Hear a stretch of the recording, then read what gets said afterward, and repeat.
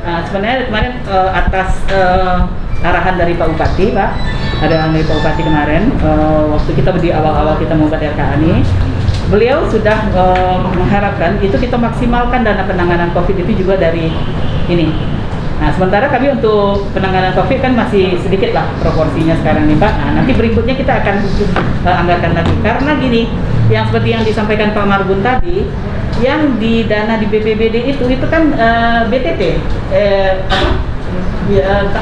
tak terduga itu ya Pak ya, BTT, pos BTT itu cuma 4 miliar.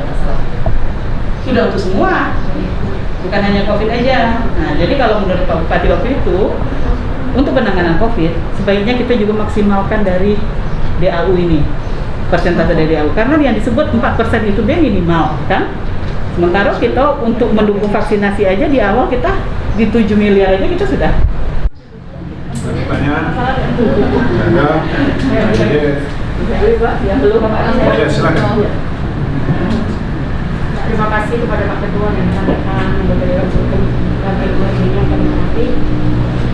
Saya di sini ingin menanyakan masalah pelayanan pribadi, artinya saya dengan KIS itu Bu, yang dibantu dengan KIS dengan kita bayar BPJS pribadi. Itu pelayanannya macam mana Bu? Sama apa tidak? Karena saya marahkan orang ini repotnya. Saya marahkan orang ini suruh pakai KIS, orang susah, dia sudah bayar nih Bu, 25.000 itu kan? Aku arahkan juga ke KIS, orang tidak mampu, tapi dia tidak mau, aku sudah bayar, sudah laporan, rugi aku, kata dia gitu.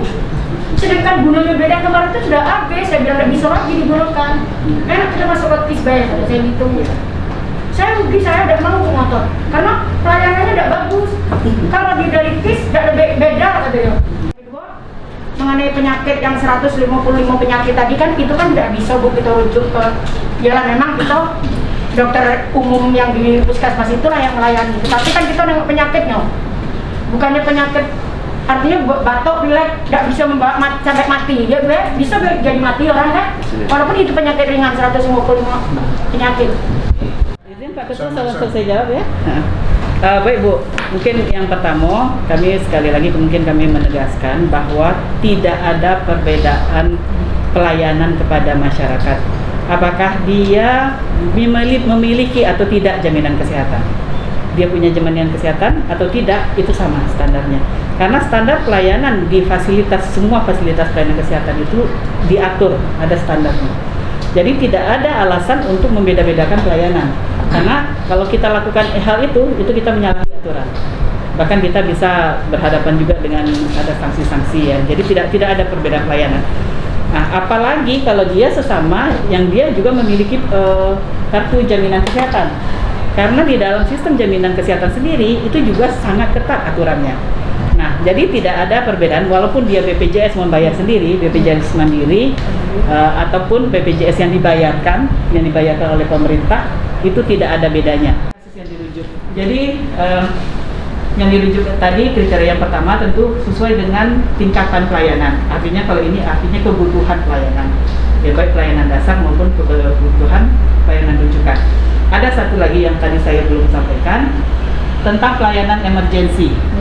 Jadi kalau kasus penyakit emergensi itu dalam arti bila tidak segera ditangani, dia bisa menimbulkan kematian atau cacat tetap.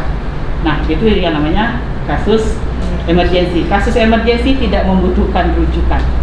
Dimanapun dia berada di seluruh Indonesia, begitu ada kasus emergensi, silakan dia langsung ke rumah sakit manapun. Nah, kan pelayanan kesehatan ini ada pustu, puskesdes. ya. Apa beda puskesmas, pustu, puskesdes itu? Ya. Nah, fungsi-fungsinya apa? Ya dah. Nah, kami kan juga mau tahu ini kan. Iya Pak. Kemudian tadi honor dokter itu kita ketok palu waktu APBDP ya? Iya. Naik 500. 500 menjadi 5 juta ya? Belum. 4,5 dengan 4,7 ya. Ya. Paham kamu? Nah, itu baru diminta untuk tahun ini ya? Ya sudah kita ajukan dari tahun kemarin kita ajukan. Ya sebenarnya Pak, maaf Pak, sebenarnya kan kita APBDP kemarin itu kan Pak kita sudah harus ngajukan ya Bu ya. Cuman mungkin karena ibu entah lupa entah apa udah diajukan di APBD 2000 untuk menuju 2021, akhirnya di 2000. Istilahnya namanya puskesmas dan jejaringnya. Nah, jejaring. Jadi jejaring puskesmas itu adalah puskesmas pembantu. Sebenarnya juga Poskesdes, Polindes, Karnamonyo yang dulu itu juga termasuk jejaring. Tetapi sesuai dengan aturan standar dari pelayanan puskesmas bahwa yang diakui yang boleh yang sesuai standar itu hanya pelayanan sampai batas pustu. Nah, sementara kalau namanya Poskesdes itu sama dengan UKBM, sama dengan Posyandu. Nah, jadi dia bukan untuk tempat pelayanan sebenarnya, tetapi itu adalah UKBM. Nah, makanya kita sekarang sedang berupaya untuk meningkatkan status Poskesdes yang selama ini untuk menjadi pustu. Nah, supaya kalau dia sudah menjadi pustu dengan SK Bupati, maka dia nanti bisa dianggarkan dari APBD, rehab dan sebagainya untuk pemenuhan standarnya. Nah, kalau Poskesdes itu ada nanti sebagian yang bisa kita hibahkan ke desa, kembalikan ke desa. Nah, tetapi kenyataannya kita sekarang ini di beberapa desa adanya Poskesdes pula, tidak ada pustu, sehingga mau tak mau Poskesdes itulah yang menjalankan fungsinya sebagai pustu. Ya. Nah, itulah yang sedang sekarang kita support terus. Nah, tetapi ke depannya nanti itu akan kita tingkatkan statusnya supaya lebih legal istilahnya gitu. Karena kita kan pelayanan agak panjang ceritanya nih. Jadi insentif COVID ini begini. Ini bersumber dari APBN melalui Kementerian Kesehatan. Jadi aturannya pun itu dari Kementerian Kesehatan. Apa kriteria yang diberikan insentif, bagaimana pembagiannya, semuanya ada dari Kementerian Kesehatan aturannya itu. Secara sebenarnya sudah jelas, ada jelasnya. Jadi begini, yang masalah kita adalah besaran insentif COVID itu sangat berbeda dari setiap puskesmas atau pelayanan kesehatan. Kenapa? Karena dia dihitung berdasarkan kasus setiap bulannya. Dan kemudian juga ada batasan maksimal.